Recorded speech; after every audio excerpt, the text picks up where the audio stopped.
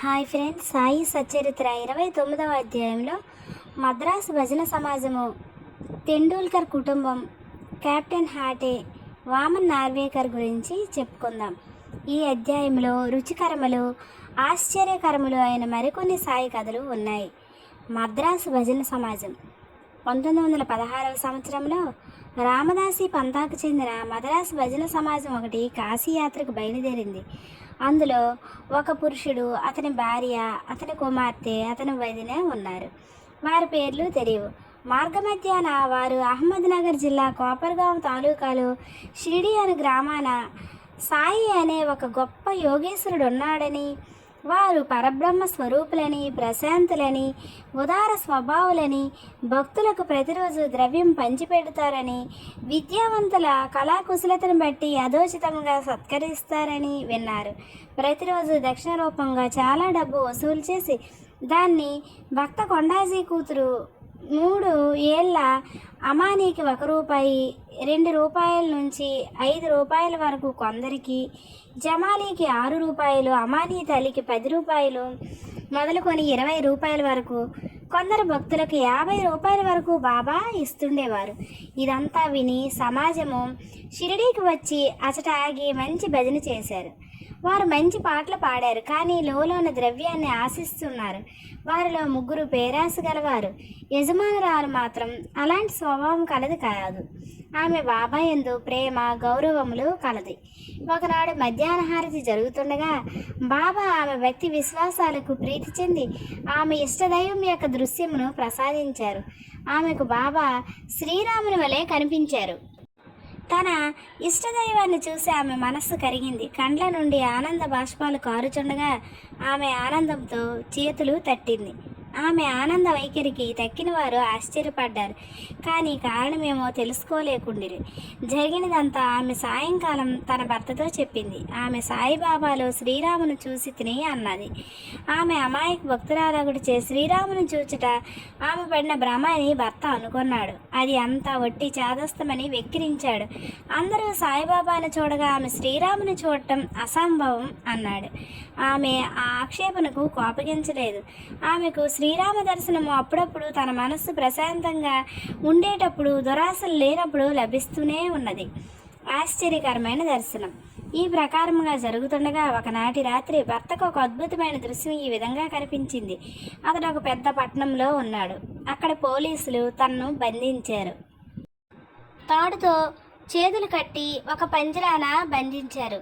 Police వారు తాడు ముడి మరింత బిగిస్తుండగా సాయిబాబా పంజరం దగ్గరనే నిలిచి ఉండట చూసి విచారంగా అతడు ఇలా అన్నాడు. నీ కీర్తి విని నీ పాదాల వద్దకు వచ్చాను. నీ స్వయంగా ఎసుట నిలిచి ఉండుటగా ఈ ఆపద నాపై పడినేలా బాబా ఇలా అన్నారు. నీవు చేసిన పాపకర్మ ఫలితము నీవే అనుభవించవలెను. అతడు ఇట్లా అన్నాడు. ఈ జన్మలో నాకట్టి ఆపద వచ్చటకు నేనేం పాపం చేయలేదు. బాబా ఇలా అన్నారు. ఈ జన్మంలో కాకుండా గత జన్మలో ఏమైనా పాపం చేసి ఉండవచ్చును. అతడు ఇలా అన్నాడు. గత జన్మలో ఏమైనా పాపం చేసి ఉన్నచో నీ సముఖాన దానిని ఏలా నిప్పు ముందర ఎండుగడ్డి వలె దహనం చేయరాదు. బాబా నీ కట్టి విశ్వాసం గలదా అని అడుగగా అతడు కలదు అన్నాడు. బాబా అప్పుడు కండ్లు మూయమని చెప్పారు. అతడి కండ్లు మూసి తెరిచినంతలో ఏదో కింద పడిన పెద్ద చప్పుడైంది. పోలీసు వారు రక్తము కారుతూ పడిపోయి ఉన్నారు. తాను బంధ విముక్తుడై ఉన్నాడు. అతడు మిక్కిలి భయపడి బాబా వైపు చూశాడు. బాబా ఇలా అన్నారు. ఇప్పుడు నీవు బాగుగా పట్టుబడితివి. ఆఫీసర్లు వచ్చి నిన్ను బంధించెదరు. అప్పుడు అతడు ఇట్లా విన్నవించాడు. నీవు తప్పక రక్షించవలెను. నీవు తప్ప నన్ను రక్షించేవారు లేరు. నన్ను ఎలా అయినా కాపాడము. అప్పుడు బాబా వాని కండ్లు మూయమని చెప్పారు. వాడట్లు చేసి తిరిగి కళ్ళు తెరిచినంతలో వాడు పంజరం నుండి విడుదలైనట్టు బాబా పక్కన ఉన్నట్లు కనిపించింది. అతడు బాబా పాదాలపై పడ్డాడు. బాబా ఇలా అన్నారు. ఈ నమస్కారములకు ఇంతకు ముందటి నమస్కారములకు ఏమైనా భేదం ఉందా? బాగా ఆలోచించి చెప్పుము. అతడు ఇలా అన్నాడు. కావలసినంత భేదం ఉంది. ముందటి నమస్కారాలు నీ వద్ద పైకం తీసుకొనుటకు చేసినవి. ఈ నమస్కారం నిన్ను దేవునిగా భావించి చేసినది. మరియు నేను కోపంతో నీవు మహమ్మదీయుడివై ఉండి హిందువులను పాడు చేయుతున్నావని అనుకునేవాడిని. బాబా నీ మనసులో మహమ్మదీ దేవతలను నమ్మవా అని ప్రశ్నించారు. అతడు నమ్మను అన్నాడు. అప్పుడు బాబా నీ ఇంటిలో పంజా లేదా? నీవు మొహరమప్పుడు పూజ చేయటం లేదా? మరియు నీ ఇంటిలో మహమ్మదీయ దేవత అయిన కాడ్బీబీ లేదా? పెండ్లి మొదలగు శుభకార్యాలప్పుడు ఆమెను మీరు శాంతింప చేయట్లేదా అని అన్నారు. అతడు దీనికి అంతటికీ ఒప్పుకున్నాడు. అప్పుడు బాబా నీకింకా ఏమి కావాలి అని అడిగారు. అతడు తన గురువు రామదాసును దర్శించ కోరిక కలదు అన్నాడు. వెనకకు తిరుగు చూడమని బాబా అన్నారు. వెనకకు తిరగగానే అతనికి ఆశ్చర్యం కలుగునట్లు రామదాసు స్వామి తన ముందర ఉన్నారు. వారి పాదాలపై పడగానే రామదాసు అదృశ్యుడైన. జిజ్ఞాస గలవాడే అతడు బాబాతో ఇలా అన్నాడు, మీరు వృద్ధులుగా కనపడుతున్నారు, మీ వయస్సు మీకు తెలియనా? బాబా, నేను ముసలవాడిని అనుకునుచున్నావా? నాతో పరిగెత్తి చూడు అంటూ పరిగెట్టడం మొదలుపెట్టారు. అతడు కూడా వెంబడించాడు. ఆ ధూళిలో బాబా అదృశ్యమయ్యారు. అతడి నిద్ర నుండి మేల్కొన్నాడు. మేల్కొనిన వెంటనే స్వప్న దర్శనం గూర్చి తీవ్రంగా ఆలోచించి మొదలుపెట్టాడు. వాని మనోవైఖరి పూర్తిగా మారి బాబా గొప్పతనాన్ని గ్రహించింది. అటు పిమ్మట వాని సంశయ వైఖరి పేరాస పూర్తిగా తొలగింది. బాబా పాదాలపై అసలైన భక్తి మనమున ఉద్భవించింది. ఆ దృశ్యము ఒక స్వప్నమే గాని అందుగల ప్రశ్నోత్తరములు చాలా ముఖ్యమైనవి, రుచికరమైనవి.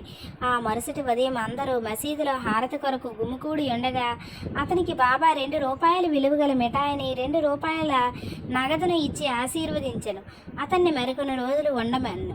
అతన్ని బాబా ఆశీర్వదించి ఇలా అన్నారు, అల్లా నీకు కావలసినంత డబ్బును ఇచ్చును, నీకు మేలు చేయను.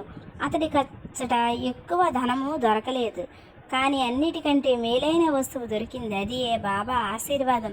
తర్వాత ఆ భజన సమాజానికి ఎంతో ధనం లభించింది. వారి యాత్ర కూడా జయప్రదంగా సాగింది. వారికి ఎట్టి కష్టాలు ప్రయాణ మధ్యాహ్న కలగలేదు. అందరూ క్షేమంగా ఇల్లు చేరారు. వారు బాబా పలుకులు, ఆశీర్వాదాలు, వారి కటాక్షాలచే కలిగిన ఆనందం గురించి మనసున చింతించుచున్నారు. తన భక్తులను వృద్ధి చేయుటకు, వారి మనస్సులను మార్చుటకు బాబా అవలంబించిన మార్గాల్లో ఒకటి చూపుటికి లీల ఒక ఉదాహరణ. ఇప్పటికీ ఇట్టి మార్గాలను బాబా అవలంబించుచున్నారు. ఇక తర్వాత విషయాల గురించి తర్వాత వీడియోలో మనం చెప్పుకుందాం. అయితే ఫ్రెండ్స్, నా వీడియో కనుక మీకు నచ్చినట్లయితే లైక్ చేయండి, మీ ఫ్రెండ్స్కి, ఫ్యామిలీ మెంబర్స్కి అందరికీ షేర్ చేయండి. అలాగే మరిన్ని ఇటువంటి భక్తి ఆధ్యాత్మిక పరమైన విషయాల కోసం నా ఛానల్ని సబ్స్క్రైబ్ చేసుకోండి. Thank you friends, keep watching, bye bye.